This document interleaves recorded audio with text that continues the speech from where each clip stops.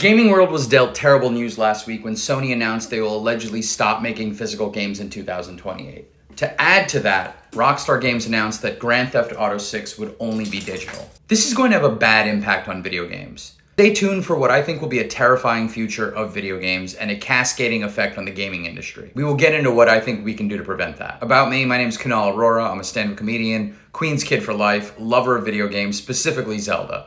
I'm a Nintendo man, always have been, always will be. Nintendo does things differently, but they haven't said anything about this as of the upload, July 6th, so I'm nervous. So the internet went wild when Sony made this announcement. Some people have been swearing off of Sony. I've seen a couple people canceling their memberships, but I fully expect to see people setting their PlayStations on fire. For views, of course. You know, the outliers. Sid Schumann of Sony said their rationale was that most games are sold digitally. However, there was evidence that claim otherwise.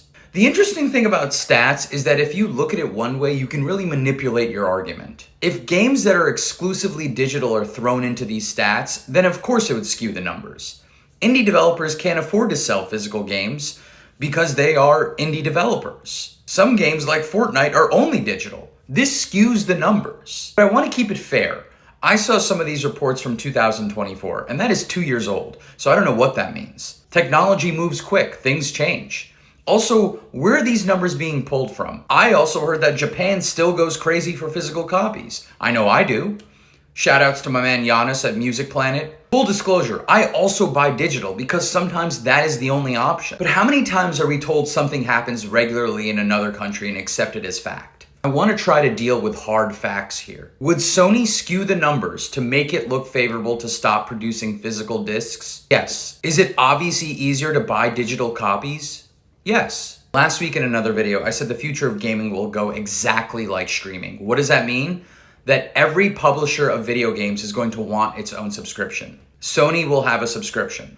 However, if you want to access Street Fighter and Monster Hunter games, you got to pay Capcom per month. You want to access Final Fantasy, you got to pay Square Enix. You want access to Grand Theft Auto, you got to pay Rockstar. I said the future isn't near, it's here. But I believe it'll get even scarier than that. But let's get into Rockstar.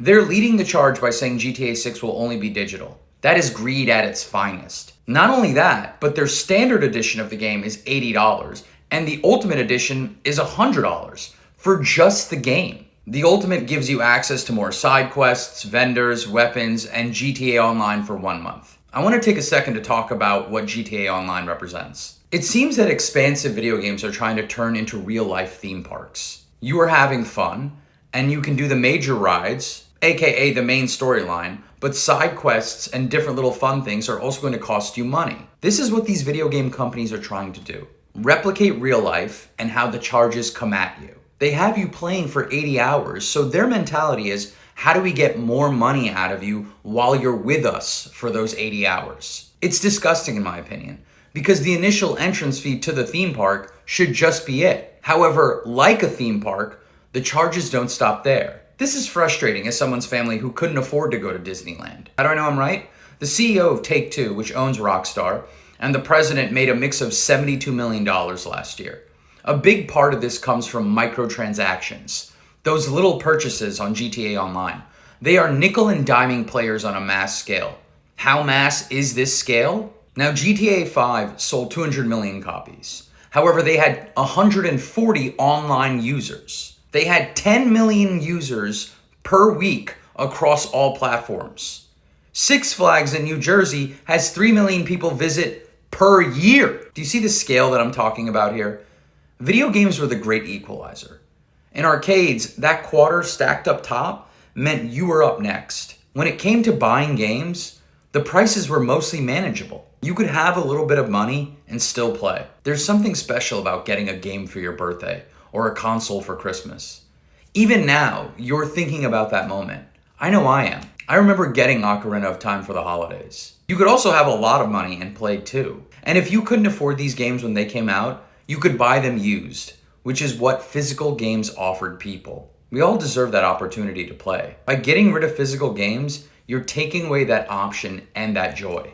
As for pay to play, I've always found it reprehensible. These pay to play transactions have replicated real life. Now, if you don't got the money, you won't be as good. You won't have the better weapon. You won't have the faster car. Video games were meant to be an escape. Now you're reminded of your financial circumstance? Your PlayStation shouldn't determine your station in life. However, as bleak as this video is getting, I'm about to take it a step further. I already said that video game companies are going to be a monthly subscription no different than Netflix, Peacock, and HBO Max. However, this is where I believe it gets worse. I believe that indie developers won't be able to publish games unless they're part of a major company. How do I know? And why does this worry me? I've seen this happen before. I'm a stand-up comedian by night. If you wanted to publish your comedy album for it to play on SiriusXM in America, you would just reach out with your album and you could have it streamed. The money came directly to you. However, SiriusXM stopped taking independent submissions. The only submissions they would take would be from major comedy labels. Those major labels now take 50% of the streaming income. As an indie artist, I'm getting cut 50%. At the time, I didn't have a choice, so I know what I signed up for. I believe this will be the grim future for indie developers. Big companies and consoles could potentially crush the indie movement.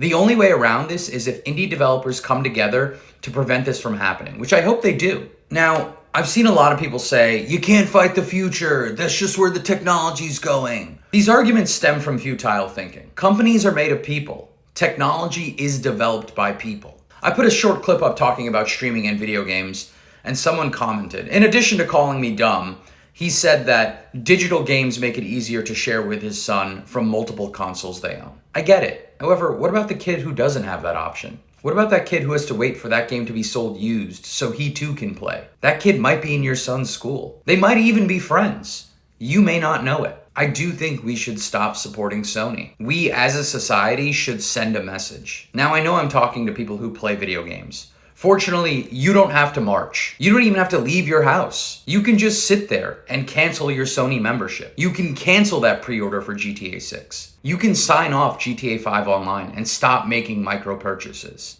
Bleed them out. If you gotta play video games, I say buy a physical copy. I'll link some YouTube channels that review games that you might have missed. Order it from your local game supplier. Listen, I'd be wild if I didn't say that this is easier to say for me as a Nintendo guy. But I too have stopped supporting places whose actions I didn't appreciate, even if their actions didn't personally affect me.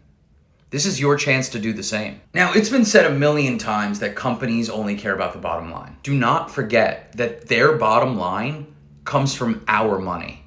Therefore, we can change companies. This is not like you sharing one controller with your sibling. This is something greater. It's us saying that everyone deserves a chance to play. I have faith in people who play video games doing the right thing. After all, gamers from consoles to PC.